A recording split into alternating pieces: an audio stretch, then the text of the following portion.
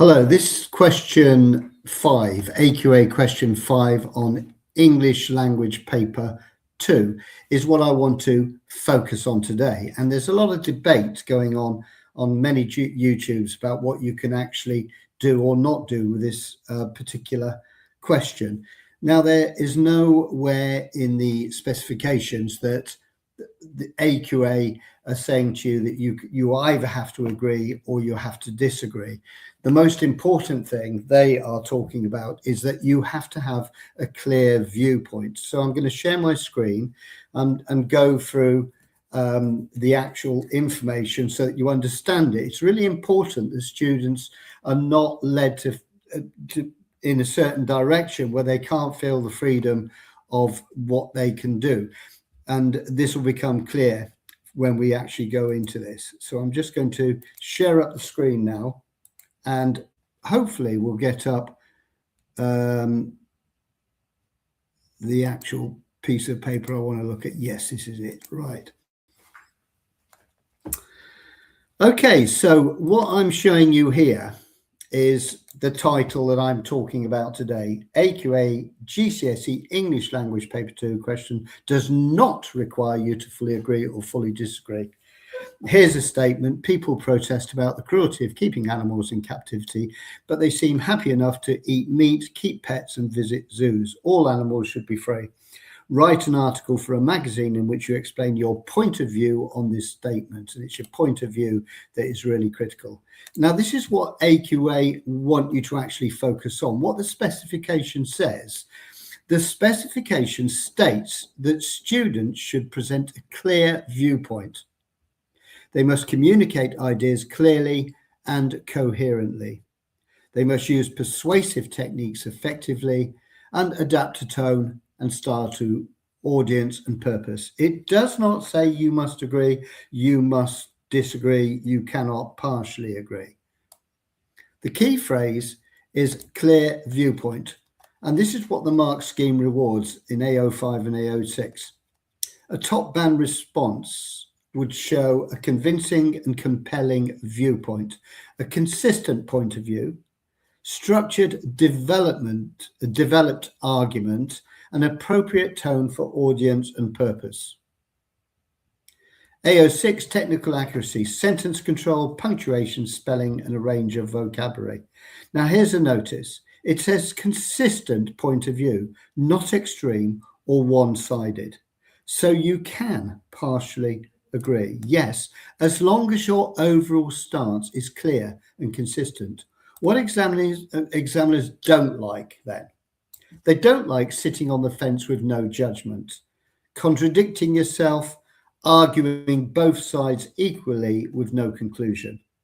What works well is a balanced discussion, a clear overall judgment at the end, and showing complexity while maintaining direction. For example, there's just a phrase I wrote quickly just to say, while there are clear benefits to zoos, the exploitation of animals for entertainment cannot be justified. Therefore, reform, not abolition, is the most responsible solution.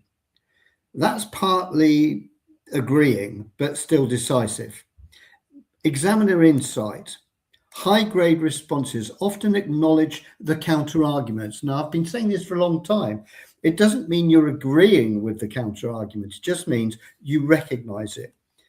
You can refute or qualify it, or you reach a thoughtful conclusion. This actually demonstrates a high-level thinking which helps push into grade 8 or 9. So I did an example article for you to see. I've given I use rhetorical questions a lot of the time. So hypocrisy or humanity is what I've put. It is easy to accuse society of hypocrisy. We condemn the confinement of wild animals in cramped enclosures, yet think nothing of ordering a burger, stroking a pet dog, or buying a ticket to the zoo. At first glance, the contradiction seems glaring.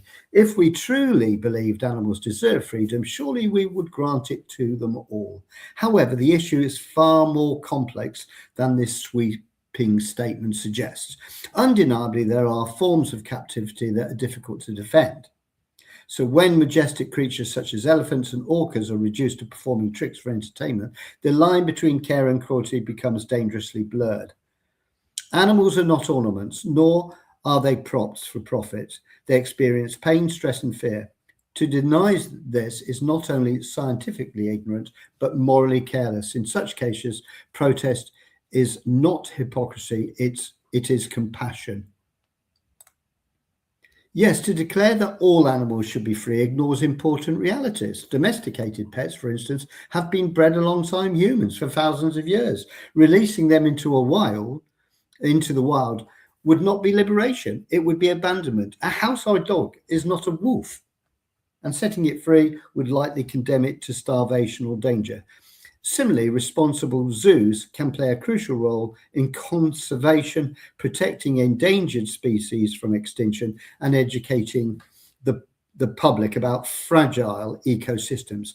In these circumstances, captivity can serve protection rather than exploitation. The same complexity surrounds meat consumption. While factory farming undoubtedly raises serious ethical concerns, not everyone who eats meat does so faultlessly. Sustainable farming and humane treatment are possible, even if they are not yet universal. The solution, therefore, may not lie in demanding absolute freedom for every animal, but in demanding higher standards of welfare, transparency, and respect. So ultimately, this is my kind of conclusion now. Ultimately, the claim that all animals should be free is emotionally powerful, but overly simplistic. What animals deserve is not reckless release into an unforgiving world, nor careless confinement for human convenience, but ethical treatment, rooted responsibility instead of trading in accusations of hypocrisy. We should strive for consistency. If we claim to care about animals, our actions, whether at the dinner table, in our homes, at the zoo, must reflect that care. Okay, so let's just come back.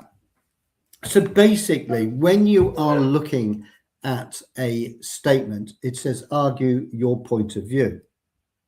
And that's it. You've got to have a clear viewpoint. So please, if you're out there revising, do not think you don't have the choice. Thank you very much.